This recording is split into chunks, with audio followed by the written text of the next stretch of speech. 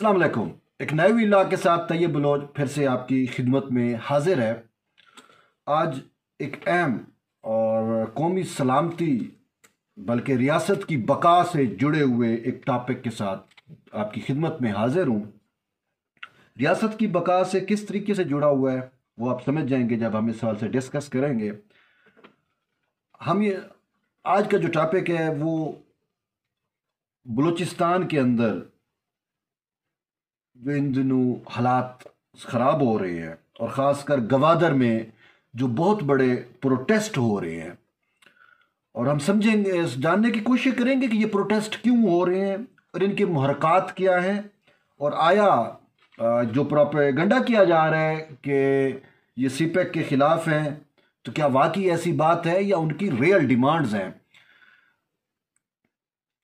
तकरीबन आज 27वां या 28वां दिन है गवादर में मौलाना हिदायतुर रहमान बलोच जिनका ख़ुद ताल्लुक़ जमात इस्लामी से है, उनकी सरबराही में ये प्रोटेस्ट जो है गवादर से शुरू हुआ और बेस जो इसकी आगाज़ है वो 17 अगस्त सरबलंद से हुआ था, वहाँ से धरने से हुआ था।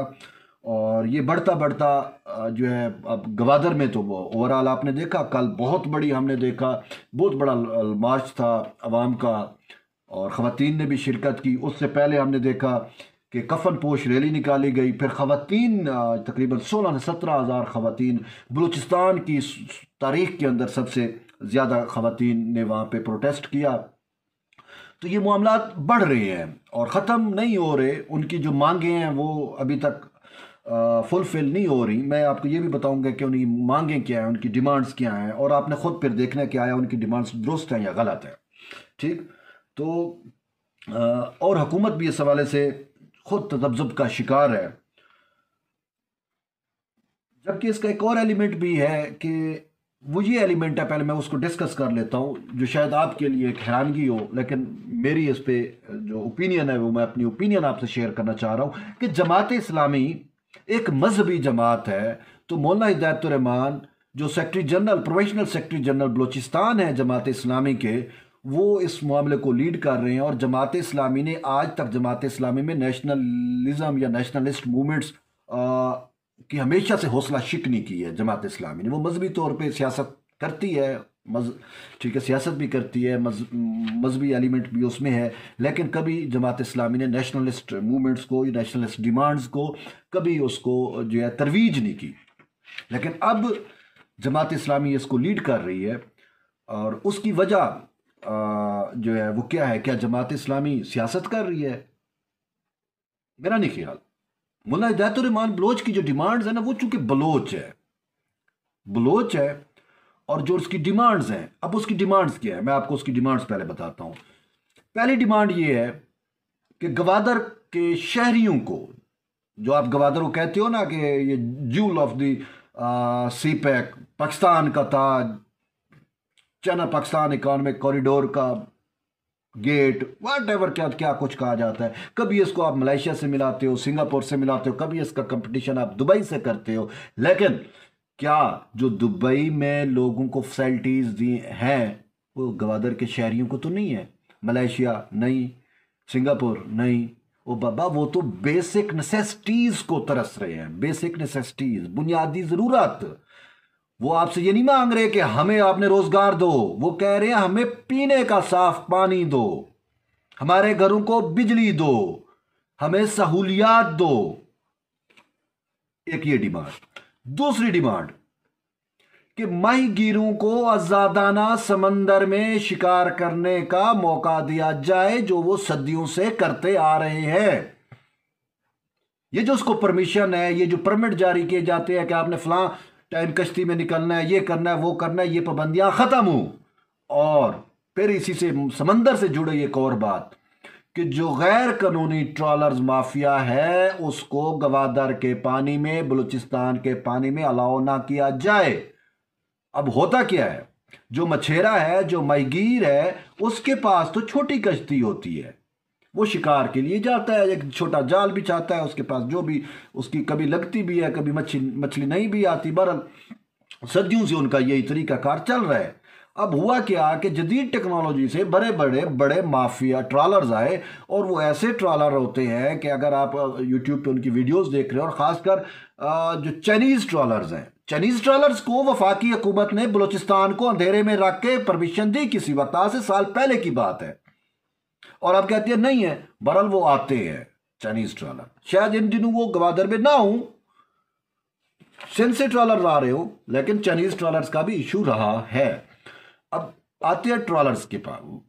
ट्रॉलर्स जो है वो बलूचिस्तान की आबी हयातियात को डैमेज कर रहे हैं, जो बलूचिस्तान का जो समंदर का जो इकोसिस्टम है उसको डिस्टर्ब कर रहे हैं। मेरे पास ऐसी फुटेज, ऐसी वीडियोस, ऐसी शवाहिद मौजूद है कि उनके पास इतने बड़े नेट होते हैं कि वो जब नेट फेंकते हैं तो वो एक सिप्पी से लेकर बड़ी मछली तक सब कुछ उसके अंदर आता है, और फिर मशीनों के ज़रिए हुक लगे होते हैं, वो जाल खींचते हैं, और वो पूरी का पूरा जो उसमें जितना भी शिकार होता है, जिसमें मछली है, घूंगे क्या होते हैं, घूंगे होते हैं, या जो भी सी फूड होती है, वो सारी की सारी उसमें जो फंसती है, उस जाल में जो आती है, वो उसको फिर उस ट्रॉलर के अंदर वो खुद कार प्रोसेसिंग प्लांट्स लगे होते हैं, वो उनमें जाती है, प्रोसेस होता है। मछली छोटी अलग होती है, बड़ी अलग होती है, उसकी धुलाई होती है, वट एवर जो भी उसका होता है। इवन के कुछ ऐसे भी होती है जिसके अंदर बाकायदा मच्छी कट भी होती है, जो उसके गैर जो अनयूजफुल उसकी बॉडी पार्ट्स होते हैं वो साइड पे फेंके जाते हैं, और फिर बाकायदा एक जो टिन पैक होता है उसके अंदर वो तैयार होके एक प्रोडक्ट्स जो है की सूरत में, या बाई प्रोडक्ट आप जो कहते हो, सी फूड जो आपको टिन पैक डब्बे में मिलती है, उस सूरत में वो सारे प्रोसेस से गुजर के वो बाहर आती है। ये एक ट्रॉलर के अंदर ऐसा सब कुछ होता है। तो अब हो क्या रहा है, ये आज की बात नहीं है, तकरीबन 15 साल से ये ऐसा हो रहा है, और आज इन दिनों तो कुछ ज़्यादा ही हुआ, जिसकी वजह से बलूचिस्तान के जो आबी हयातियात है वो नुकसान हो रही है। माहीगीरों को तो नुकसान है, मतलब एक ट्रॉलर है, ट्रॉलर के मुकाबले छोटी कश्ती क्या करेगी, वो कितना शिकार कर पाएंगे, वो सारा शिकार तो वो लेके जा रहे हैं। और वो इतना स्ट्रांग है माफिया, इतना स्ट्रांग है माफिया कि जब 15वां रोज था गवादर के शहरियों को धरने पे बैठे हुए, तो हमने देखा कि वो ट्रॉलर माफिया गवादर के सहल के करीब करीब आया, और उन्हें धरने वालों का मुंह चिढ़ाया कि आप क्या कर रहे हो, ये देखो ये आपकी नेवी खड़ी है, या आपके कोस्टल गार्ड खड़े हैं। किसी की जुर्रत रही हमें हाथ लगाने की, यानी कि नेवी, कोस्टल गार्ड्स या मेरीन टाइम जो भी सिक्योरिटी एजेंसीज हैं, उनकी पुष्ट पनाही के बगैर ट्रॉलर माफिया गवादर में शिकार नहीं कर सकता। ये बड़े बड़ा माफिया, ये इनकी सबकी पुष्ट पनाही है, चाहे वो पाकिस्तान नेवी हो, चाहे वो कोस्टल गार्ड्स हो, चाहे वो मेरीन टाइम हो, मेरीन टाइम जो सिक्योरिटी एजेंसी है।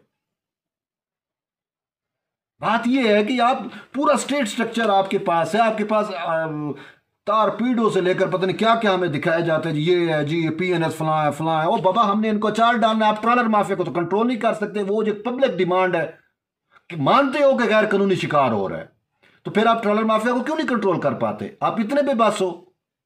नहीं, आप जुड़े हुए हो, आपको दिहाड़ियां मिल रही हैं, पैसा आ रहा है आपकी जेब में। वैसे कहने को तो आप कहती हो जी वो कश्ती हमें मिली जी, उसमें भी वो जरदारी साहब के जी लॉन्चेस में दुबई में पैसे जा रहे थे। जरदारी के लॉन्चेस में आप पैसे पकड़ लेते हो जो आज तक हमें नहीं मिले, लेकिन प्रोपेगेंडा तो किया गया। इन ट्रॉलर माफिया को पकड़ते हुए आपकी मौत आती है? नहीं, मौत नहीं आती। दरअसल आपको कैश मिल रहा है। एमए सलीम बाजवा, जनरल सलीम बाजवा, आसिम सलीम बाजवा, आपने देखा अरबपति कैसे बना। ये बलूचिस्तान से इन्हीं चीज़ों से लूट मार करके FC के ज़रिए जो भी उसके अंडर थी, तो लूट मार करके आज तकरीबन 100 से ज़्यादा ममालिक में अपना पिज़्ज़ा, पापा जॉन पिज़्ज़ा वो क्या होता है, ठीक है, उसकी पूरी ब्रांचें बना के बैठा हुआ है। अभी तक वो पहले CPEC गवादर CPEC अथॉरिटी का चेयरमैन रहा, उससे पहले वो बलूचिस्तान कोर का जो है वो सरबराह रहा। अरबों रुपया कमा के यही फौज मिली हुई है, ठीक है। और फिर एक ट्रॉलर माफिया का इशू हो गया, उससे पहले नेसेसिटीज का मैंने इशू बताया। अब थर्ड इशू पे आते हैं, वो है बॉर्डर की बंदिश। अब आपको पता है कि जो ईरानी साइड सिस्तान है, बलूचिस्तान है, जो पाकिस्तान ये मकरान की पूरी पट्टी, और बलूचिस्तान जो है उसका बॉर्डर ईरान के साथ लगता है। उनके सदियों से पाकिस्तान बनने से पहले उनके ताल्लुकात हैं, वो आते जाते हैं। उनकी कुछ फैमिलीज इधर हैं, कुछ फैमिलीज उधर हैं, उनका सारा कुछ है। और फिर चाबहार, मतलब है, देखो दो चीज़ें हैं। अब मैं आपको ये भी समझ लूँ कि चाबहार ईरानी जो पोर्ट है चाबहार, बलोच यहाँ से कश्तियों के जरिए जाते हैं, चाबहार से वो तेल वगैरह जो भी ईरानी चीज़ें हैं वो लेके यहाँ पे आते हैं, और फिर बॉर्डर भी जो है वो बॉर्डर से भी गाड़ियाँ आती हैं जाती हैं और सारा कुछ है। अब इन्होंने क्या किया, ये बॉर्डर मैनेजमेंट के नाम के ऊपर आपने बॉर्डर बंद किए हैं और सिर्फ उनको आप परमिट देते हो जो आपको भत्ता देते हैं। शर्म नहीं आती है आपको? यूनिफॉर्म में आप पहन के और स्टेट का वो लेबल लगा के आप भत्ते लेते हो। अफसोस से कहना पड़ता है, क्या यही पाकिस्तान है? यह बाप की आपकी जगीर नहीं है। सदियों से बलोच वहां पे रह रहे हैं। आपको किसने इतना इख्तियार दिया है कि आप उनके बॉर्डर बंद करो? आप उनके जो कल्चरल उनके रिलेशंस हैं वो बंद करो। और एक एफसी का जो मेजर बैठा होता है या जो भी बॉर्डर सिक्योरिटी फोर्स का बैठा होता है वो बैठ के वो पर्ची दे के इसको देना है इसको नहीं देना, जो आपको पैसा दे वो देना है, वो बाकी नहीं देना। बलोचों का रोजगार क्या है? आपने वहां पे दिया क्या हुआ? यही सिर्फ दो रोजगार है, एक माहीगीरी है, खासकर मकरान डिवीजन की बात करो, एक माहीगीरी और दूसरा बॉर्डर ट्रेड है। और बॉर्डर पे उनकी बॉर्डर ट्रेड भी होती थी, यानी ये बलूचिस्तान से जनास वहां पे लेके जाते थे ईरानी साइड पर, और ईरान से तेल वगैरह वाट एवर जो उनकी जरूरत थी जो बलूचिस्तान में वो लेके आते हैं। आपने वो भी बंद कर दिए। इधर आपने इंडिया वालों, इंडिया के साथ तो आपकी ये सिखों के साथ आपकी कुछ ज्यादा यारी है। शायद यही वजह है कि सिखों के आप बॉर्डर खोलते हो, बलूचियों के बॉर्डर बंद करते हो। अफसोस से कहना पड़ता है यार, अक्ल को हाथ मारो। आप क्या कर रहे हो? इसका खमियाजा क्या होगा? इसका खमियाजा कहीं पर वो ना हो जो आपने बंगालियों के साथ किया। कहते हो कि बलूचिस्तान की सरजमीन जो है वो तो हमारी है, लेकिन बलोच लोग हमारे नहीं है। आज 19,000 तकरीबन बलोच लापता हैं। कभी उन पे गद्दारी का लेवल लगाते हो, कभी कहते हो ये गद्दार हैं, कभी ये कभी क्या कभी क्या, कभी इंडिया के एजेंट, कभी क्या उनको बनाते हो, कभी क्या बनाते हो। आप क्या करते हो कि हमें नहीं पता? ओ भाई, आप इनफैक्ट इंडियन प्रॉक्सीज हो। आप मुझे कोई भी पाकिस्तान मतलब कोई भी भारत की फौज के अंदर कोई सिंधी कोई बलोची दिखा दो, खासकर बलोच दिखा दो जो भारत की फौज के अंदर हो, कोई भी नहीं मिलेगा आपको। मैं आपको दिखाता हूं, ये राणे चौधरी राजपूत, मैं लसानी बात नहीं कर रहा, सॉरी टू से अगर किसी का दिल दुखे, लेकिन ये बाजवे, ये राणे, ये राजपूत, ये भट्टी, ये सारी कौमें आपको इंडिया में मिलेंगी। नाम सिर्फ यही है, यहां पे कमर जवेद बाजवा है, वहां पे विक्रम बाजवा होगा। यही फर्क है बस। गद्दार आप हमें कहते हो, बहरहाल हमें फिर भी खुशी है कि आप हमें गद्दार कहते हो। क्यों? सोचने की बात है। फातिमा जिन्ना गद्दार थी, आपने उसको भी गद्दार कहा ना जिसने पाकिस्तान बनाया। जुल्फकार अली भुट्टो को आपने गद्दार कहा, बीबी शहीद को आपने कहा, हर उस पाकिस्तानी को कहा जिसने पाकिस्तान के लिए कुर्बानियां दी, जो पाकिस्तान की बेहतरी चाहता था। आप उस पर गद्दारी के फतवे लगाते थे। हमें नहीं चाहिए आपसे हुब्बुल वतनी के सर्टिफिकेट। इसी वजह से आज मौलाना हिदायतुर्रहमान ने ठीक कहा कि भाई नादरा तो हमें शनाख्ती कार्ड वगैरह सारा कुछ देता है, लेकिन आप हमें बताओ कि ये गद्दारी का सर्टिफिकेट हमें कहां से मिलेगा? अगर हम गद्दार हैं तो फिर आप हमें वो सर्टिफिकेट दे दो। अक्ल के नाखून लो। हमें पता है कि आप किस ग्रेट गेम का हिस्सा हो। आप बलूचिस्तान को उस ग्रेट गेम से बाहर देखते नहीं हो। ये नहीं देखते कि बलोच आपके अपने लोग हैं, उनको इज्जत दो, उनको तकरीम दो। उल्टा आपने इतनी चेक पोस्टें क्रिएट कर दी हैं, 1 किलोमीटर के ऊपर कई कई चेक पोस्टें हैं।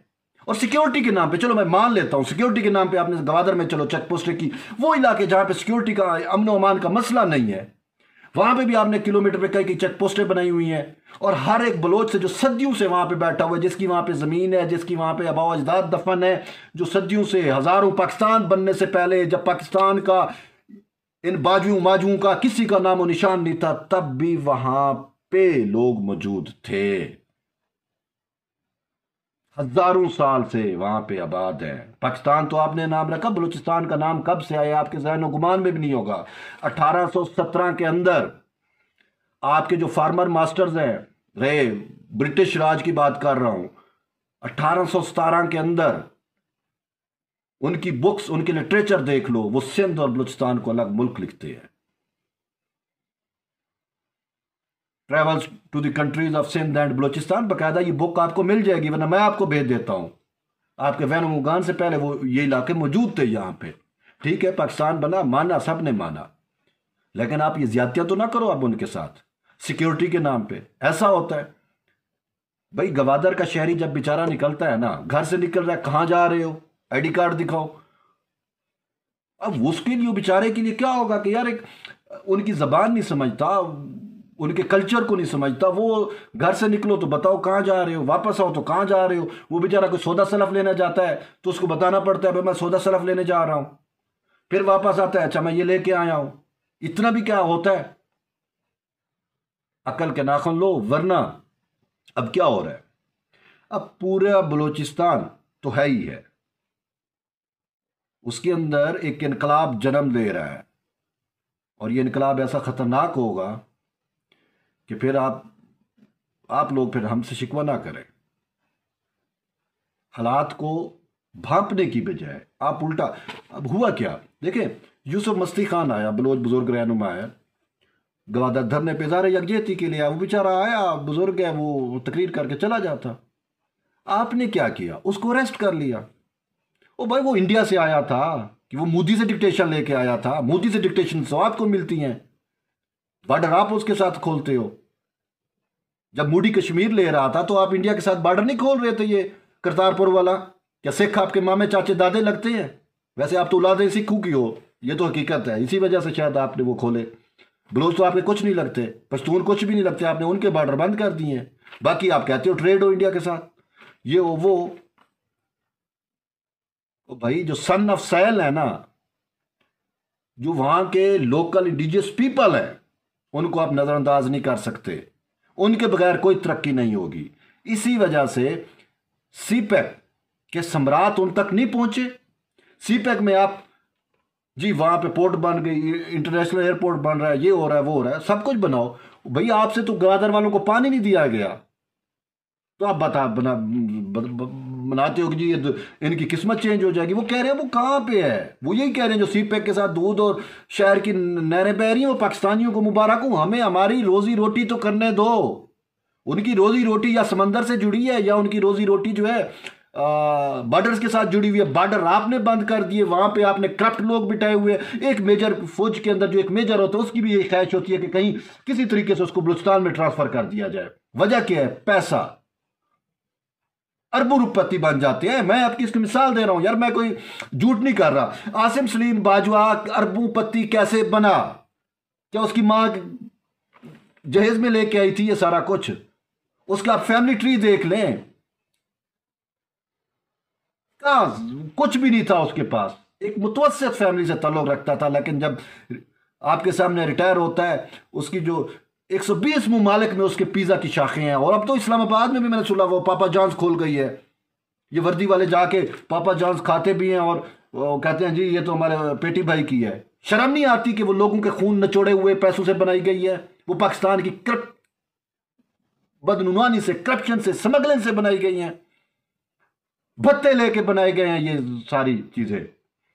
वरना उसके पास इतना, उसकी तनख्वाह देख लें, उसकी तनख्वाह से तो ये चीजें कभी नहीं मिलेंगी, कभी भी नहीं वो इतना अरबपति बन सकता।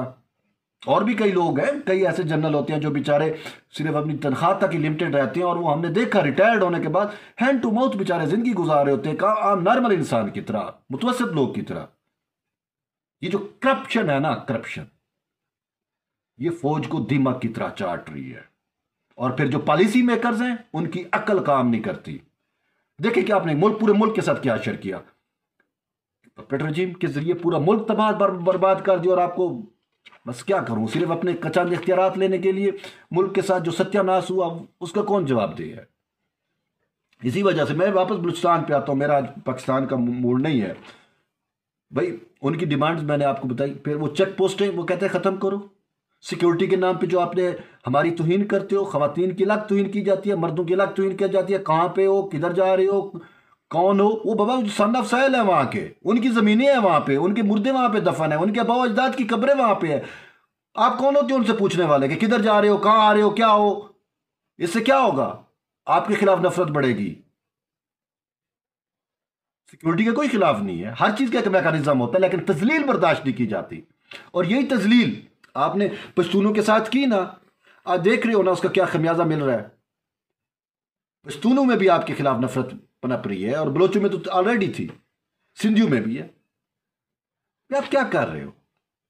फिर तो जब बलोच कहता है कि ये पाकिस्तान की आर्मी नहीं है, ये तो पंजाब की आर्मी है, तो फिर इट मीन कि वो हक बजाने पे। लेकिन हमें पंजाब वालों से भी उम्मीद है, और मैं पंजाब की जो आज की जनरेशन है स्पेशली उसको सराहता हूं। वो काफ़ी हद तक मिच्योर हो गई है। मैं पार्लियामेंट में, असम्बली के अंदर, एक पाकिस्तान मुस्लिम लीग नून के एक बंदे ने अलग-ऐलान कहा था कि हड्डियां आपने तोड़ते हो सिंधियों की, बलोचों का इस्तेसाल आप करते हो, गाली हम पंजाबियों को पड़ती है और हम पंजाबी आपको फिर भी प्रोटेक्ट करते हैं। ये वो एक पंजाब का शऊर है जो लोगों में आ गया कि बाबा मुल्क तो ये खा रहे हैं, बर्बादी तो ये कर रहे हैं, और बलोच हमें गालियां देता है या सिंधी हमें गालियां देता है। वो अब समझ चुके हैं कि वो क्यों गालियां देता है, कि इनके गुनाहों पे, इनके करतूतों पे पर्दापोशी ये लोग करते हैं। बहरहाल जो इनकलाब जन्म ले रहा है ना बलूचिस्तान में, वो फिर सब कुछ बहा के ले जाएगा। पहली आपने गलती ये की, ठीक है, सीपैक आप लेके आते। पहली बात है कि सीपैक में मुआहदे भी गलत हुए। सीपैक जो है वो मनी ओरिएंटेड है, वो प्रॉफिट ओरिएंटेड प्रोजेक्ट है, उसमें पीपल्स की जो फलाह है वो शामिल नहीं है। ये चाइना का कसूर नहीं है, ये पाकिस्तान का कसूर है। और खासकर ये जो पीपल्स पार्टी गवर्नमेंट थी उसने अच्छे एग्रीमेंट किए थे। जो पीएमएलएन की गवर्नमेंट आई वो अपने कमीशन की वजह से उसने सब तबाह किया। चलो फिर भी वहां पे आपको पता था ऑलरेडी एक कन्फ्लिक्ट चल रहा है, आपको वहां के लोगों को सोशियो इकोनॉमिक लाइफ उनकी बेहतर करनी थी, आप उनको बुनियादी जरूरियात देनी थी, आप उनको खुशहाल करते ताकि वो आने वाली जो इन्वेस्टमेंट है, फॉरेन इन्वेस्टमेंट है, उसको वो वेलकम करते। लेकिन अब आप फॉरेन इन्वेस्टमेंट के तहफ़्फ़ुज़ के लिए इनको मजीद इनकी नातकाबंदी करें। इनको आप कभी कहते हो गवादर के गर्द हम बाउंड्री वाल लगाते हैं और इसको हम बिल्कुल आइसोलेट कर देते हैं। यार ये आइडियाज आपसे आप आते कहां से हैं यार? ये कौन ऐसे बंदे हैं जो ये आइडियाज लेके आते हैं? ओ भाई आपके पास इतना अक्ल होता तो हम ये मार खा रहे होते। आपके थिंक टैंक्स क्या करते हैं? सिर्फ पैसा और कुछ भी नहीं। एक इकोनॉमिक हिटमैन पाकिस्तान में कौन, आपको नहीं पता इकोनॉमिक हिटमैन कौन है? कौन यहाँ पे हेल्म ऑफ अफेयर्स चला रहा है? उसके कहने के ऊपर पूरा मुल्क जो है वो दांव पे लगा हुआ है, पूरा मुल्क तबाह दे। सही कहते हैं वो। अब ये जो गवादर की मूवमेंट है, ये गवादर हक दो तहरीक, बलूचिस्तान हक दो तहरीक में बदलने लगी और फिर जमात इस्लामी इसको शायद पूरे पाकिस्तान के शहरों तक लेके आना चाह रही है। लेकिन अगरचे मुझे तहफ़्फ़ुज़ात हैं जमात इस्लामी पे और सिराजुल हक पे, मुझे है तहफ़्फ़ुज़ात रियली। लेकिन मैं ये मानता हूं कि जो हिदायतुर रहमान बलोच है वो शायद अगर उसको मरकजी क़यादत भी कह दे वो इन चीज़ों से पीछे नहीं आएगा। क्यों? वो सन ऑफ सैल है, वो वहाँ का जेनवन वो बंदा है, वो कंप्रोमाइज़ नहीं होने देगा। शायद आगा ये जो सिराजुल हक है इसको पैसे मिल जाए, कुछ भी हो जाए, वट एवर, कोई भी इसकी कहानी होती, शायद माइंड चेंज हो जाता है। मुस्लियत पसंदी होती है। जो लीडर होता है ना किसी भी पॉलिटिकल पार्टी का या रिलीजियस पार्टी का, वो मुस्लियत पसंद भी होता है। इसी वजह से हम देखते हैं कि जो पॉलिटिकल पार्टीज, जो पॉलिटिकल फोर्सेज अवाम से वादे किए होते हैं, जब वो इक़्तिदार में आते हैं वो उनको फुलफिल नहीं करते, वो इस मुस्लिम पसंदी का शिकार हो जाते हैं। मैं सिराजुल हक को सिर्फ इस वजह से कह रहा हूँ, पॉसिबल है कि कल को मुस्लिम पसंदी का शिकार हो जाए, प्रेशर में आ जाए, दबाव में आ जाए। लेकिन मुझे नहीं लगता कि ये हिदायतुर रहमान दबाव में आएगा। मेरी उनसे बात हुई, फ़ोन पे बात हुई, तो उन्होंने बरमला कहा कि हम इसको बलूचिस्तान से लेकर, हम ग्वादर से लेकर हम इसको पूरे बलूचिस्तान तक फैलाएंगे। क्यों? बलूचिस्तान का हर मकतब फ़िक्र का, चाहे वो स्टूडेंट है, चाहे वो टीचर है, चाहे वो इंजीनियर है, चाहे वो उस्ताद है, चाहे वो डॉक्टर है, चाहे वो नेशनलिस्ट है, चाहे वो किसी भी मकतब फ़िक्र, वो सब इसको सपोर्ट कर रहे हैं। और सिर्फ ये नहीं, खुद बलूचिस्तान की हुकूमत में बैठे वज़रा ज़हूर बुलेदी, जो बलूचिस्तान अवामी पार्टी, जो वहाँ की रूलिंग पार्टी है, उसकी खुद मैंने टॉक सुनी, वो कहता है कि हिदायतुर रहमान बलोच के जो मुतालबात हैं वो 100% दुरुस्त है, उसमें कोई गलती नहीं है। लेकिन वो कहते हैं हमें कुछ वक्त दिया जाए, मसाइल हमारे पास बहुत ज़्यादा है, हमारे पास कोई वो जो ज़हूर बुलेदी के अपने अल्फाज थे कि हमें वो इख्तियार नहीं है कि कुन फ़यकून हो, कि हम ये कहें तो वो हो जाए। ऐसा नहीं है। We need a time to settle all these issue. लेकिन वो भी इनकार नहीं कर रहा वो भी ये नहीं कह रहा कि ये इसके पीछे रा की फंडिंग है, इसके पीछे फलां की फंडिंग है। मैंने देखा बड़े बड़े लोग जब मसनद पे बैठते हैं ना, तो उनकी अकल पता नहीं क्या कहाँ चले जाते हैं जी, वो इनके पीछे जी फंडिंग है फलां की फलां। मैं कल प्रोफेसर को सुन रहा था, पता नहीं यार इस प्रोफेसर को रहमतुल आलमीन उसका अथॉरिटी का चेयरमैन किसने बना दिया। वो खबीस ये कह रहा है कि भाई और तो और ये जो सराकी मूवमेंट है वसेब के अंदर, वो मूवमेंट तो नहीं है, वो तो अपनी डिमांड करेगा हमें अलग सूबा। तो वो ये भी नहीं मांग रहे कि बाबा हमने अलग मुल्क बनाना है, उनमें सेपरेशन मूवमेंट ही नहीं है। वो तो सबसे ज्यादा पाकिस्तान का जो हुब्बुल वतन तबका है वो सराकी वसेब के लोग हैं। वैसे भी पाकिस्तान के सेंटर में आते हैं वो लोग, ये मांगते हैं बाबा हमें हमारे कल्चर को, हमारी ज़बान को प्रिजर्व करने के लिए, जैसे आपकी बाकी मतलब कौमियतें हैं, बलोच है, सिंधी है, पश्तून है, पंजाबी है, तो हमें भी सराकी या वसेब का हमें शनाख्त दे दो। हमें एडमिनिस्ट्रेशन भी मसला होता है, लाहौर तक नहीं जा सकते, हमें अलग सूबा दे दो। सूबा देना तो कोई मसला नहीं है। उसको भी उस प्रोफेसर ने जो है वो कह दिया कि वो गद्दार है, बाहर से भी पैसा आ रहा है।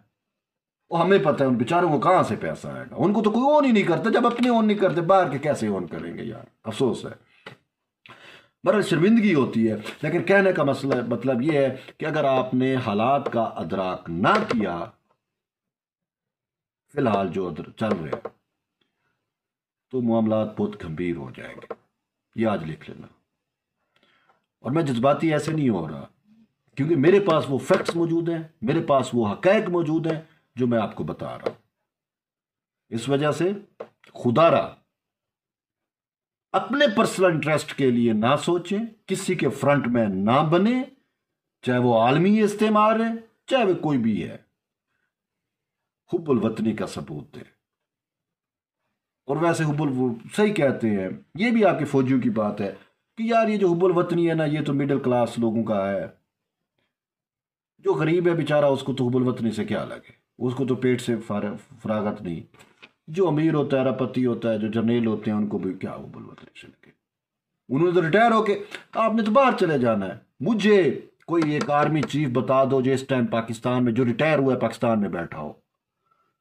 सबके कारोबार बाहर है, सब फैमिली समेत बाहर बैठे हुए हैं। ये जब इनके पास इख्तियार आता है तो ये बाहर से तरतीबें बनाना शुरू कर देते हैं। गद्दार आप, हमें ये लोग कहते हैं जो बेचारों ने यहां पे मरना खपना है, ये तो मर खप भी बाहर जाएंगे। कई जनरल, कितने जनरल रिटायर हुए और पाकिस्तान में रह रहे हैं। एक जनरल की तैयारी पे 1 अरब रुपया लगता है पाकिस्तान का, रियासत का।